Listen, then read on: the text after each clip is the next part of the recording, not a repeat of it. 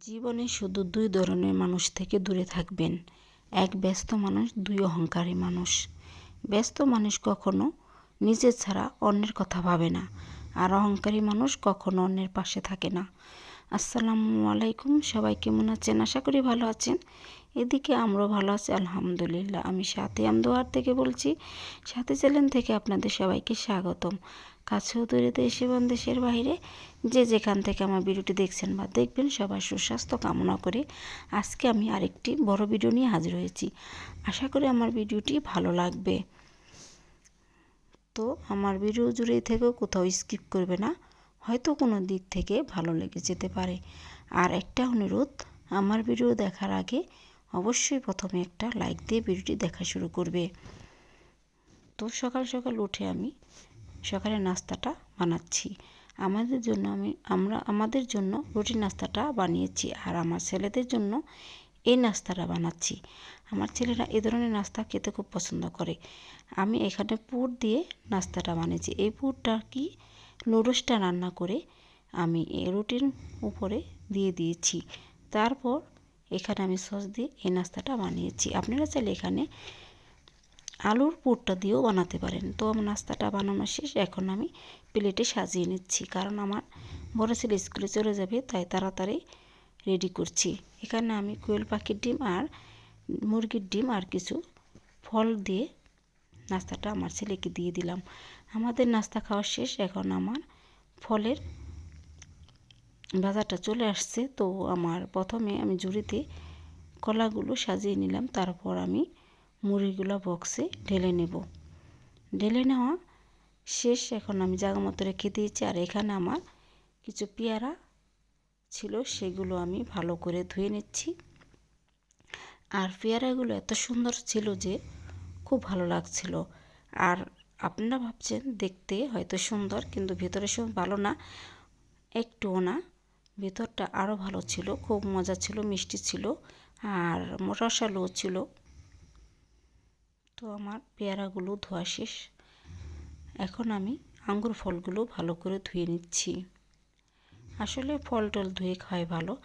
আমার ছেলেরা কখন কোন সময় খাবে তা বলা যায় না, ওরা হয়তো সবসময় ধুয়ে নিতেও পারে না, তাই আমি আগেই ধুয়ে রেখে দিই। ওরা যে সময় খাবে আমার চিন্তামুক্ত থাকি আমি। তো এখানে আমি কমলা আর আপেলটাও ধুয়ে নিচ্ছি। সব ফলই ধুয়ে খাওয়া ভালো, এটা বড় ছোট সবার জন্য ভালো, আর প্রচুর পরিমাণ ফরমালিন থাকে। তো ফল টল ধোয়া শেষ, এখন আমি ডিমগুলো ধুয়ে নিচ্ছি। আর ডিমগুলো অনেক জোরে জোরে ধুয়েছিলাম, ভাবছিলাম দু একটা ভেঙে যাবে, একটা ডিমও ভাঙেনি।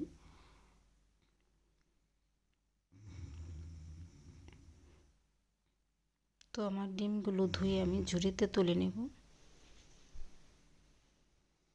তো ডিমগুলো আমি ঝুড়িতে তুলে নিচ্ছি।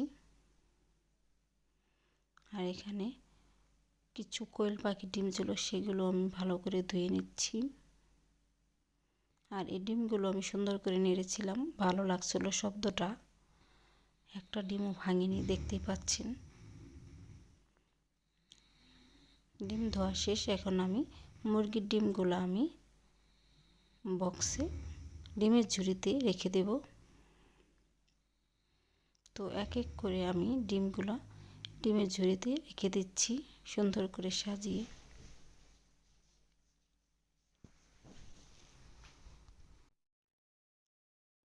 তো ডিমগুলো আমি সাজানো শেষ, এখন আমি ঢেকে ফ্রিজে রেখে দেব। তো আমি ফ্রিজে রেখে দিচ্ছি। আর এখানে কোয়েল পাখির ডিমগুলো আমি ঝুড়ির মধ্যে ফ্রিজে রেখে দিচ্ছি। তারপর দুপুরে রান্নাতে চলে আসলাম। আজকে আমি মলা গুঁড়া মাছটা রান্না করব শীতের সবজি দিয়ে। হ্যাঁ, শীতের সবজিতে কী আছে আমি বলে দিই। মূলা, সিম, আলু, বেগুন।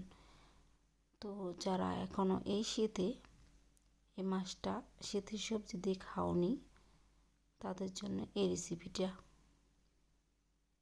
তো অনেকেই এই মাছটা রান্না করতে পারে, আমি আমার মতো করে রান্না করছি, তাই শেয়ার করছি।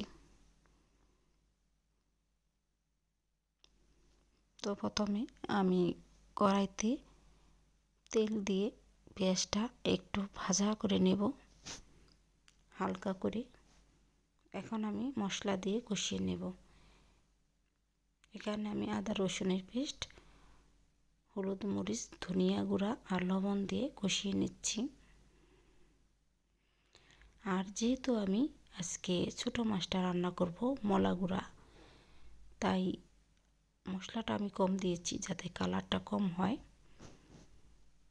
এখন আমি পানি দিয়ে দিচ্ছি।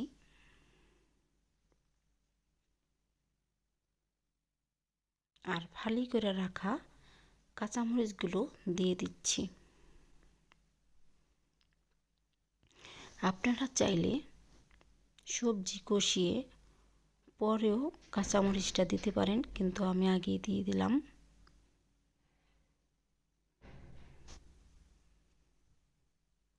তো এখন আমি সবজি কষিয়ে নেব। সবজিগুলো আমি দিয়ে দিচ্ছি।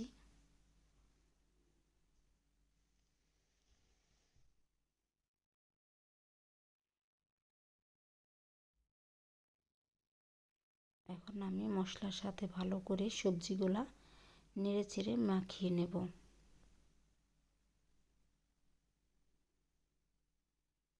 তো ভালো করে নেড়ে চেড়ে মাখিয়ে নেওয়ার পরে ঢেকে দেব সবজিগুলো যাতে ভালো করে সেদ্ধ হয়।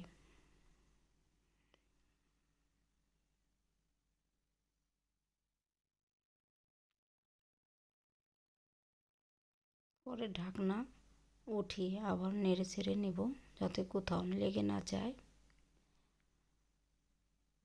তো 1 মিনিট পর পরই আমি ঢাকনা উঠিয়ে নেড়ে চেড়ে নেব।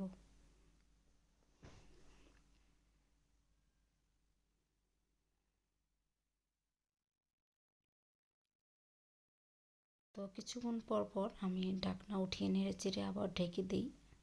তো এখন আমার সবজিগুলা কিছুটা সিদ্ধ হয়ে গেছে। এখন আমি নেড়ে তরকারির ঝোল দিয়ে দেব।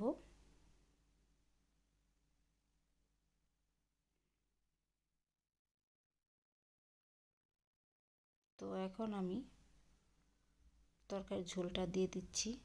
তো যেহেতু এখানে ছোটো মাছ রান্না করছি, আজকে কোনো তরকারির ঝোল হালকা পাতলা রাখবো না বা মাখো মাখো রাখবো না,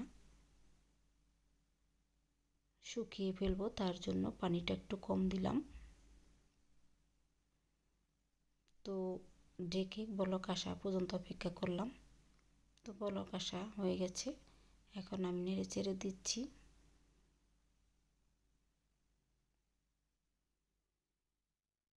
তো নেড়ে চেড়ে লবণটা চেখে নিয়েছি।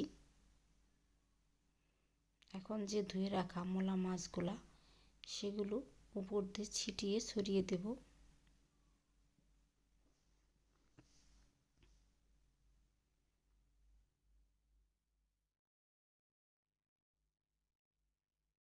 সত্যি কথা বলতে খুব মজা হয়েছিল এই তরকারিটা।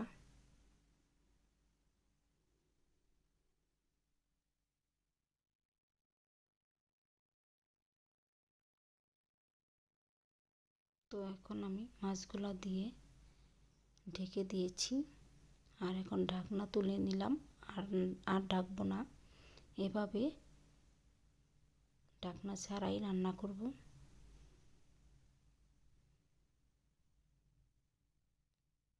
তো এখন ভালো করে লবণটা চেখে পরিমাপ করে দিয়ে দিব। তারপরে ধনিয়া পাতা কুচি দিয়ে দিলাম।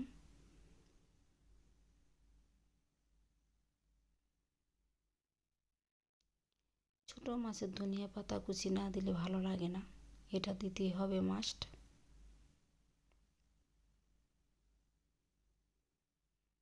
তো এখনও পুরোপুরি শুকায়নি, এই ঝোলটুকু শুকিয়ে নেব ভালো করে। আজকে পুরো শুকিয়ে ভালো করে এই তরকারিটা রান্না করব। তো ঘুরিয়ে ফিরিয়ে এই তরকারিটা রান্না করতে হবে যাতে কোথাও ঝোল না থাকে। তো আমার ঝোলটা শেষ, শুকিয়ে গেছে। আমার তরকারিটা রান্না পারফেক্ট হয়ে গেছে। তো এভাবে রান্না করলে সবাই 2 প্লেট ভাত খেতে পারবেন এক তরকারি দিয়ে। তো কেমন হয়েছে জানাবেন। আর এই শুকনো তরকারির জন্য একটু ডাল রান্না করতে হয়, তো পাতলা ডালটা রান্না করছি। আমি আজকে ছোলার ডালটা রান্না করছি। তো ছোলার ডালটা এভাবে রান্না করে খেতে পারেন, খুব পাতলাও না খুব ঘনও না। তো আমার ডালটা হয়ে গেছে, এখন আমি ফোড়ন দিয়ে দেব। তো ফোড়ন দেওয়ার জন্য আমি প্যানে তেল দিয়ে দিলাম। তারপর আমি পেঁয়াজ আর রসুনের কুচি দিয়ে দিলাম। এখন আমি ভালো করে লাল লাল করে ভেজে নেব। আর একটি কথা, ডাউলের প্রথমের অংশটা খুঁজে পাচ্ছি না, তো কিছু মনে করবেন না। পরের অংশটা দিয়ে আমি রেসিপিটা করলাম।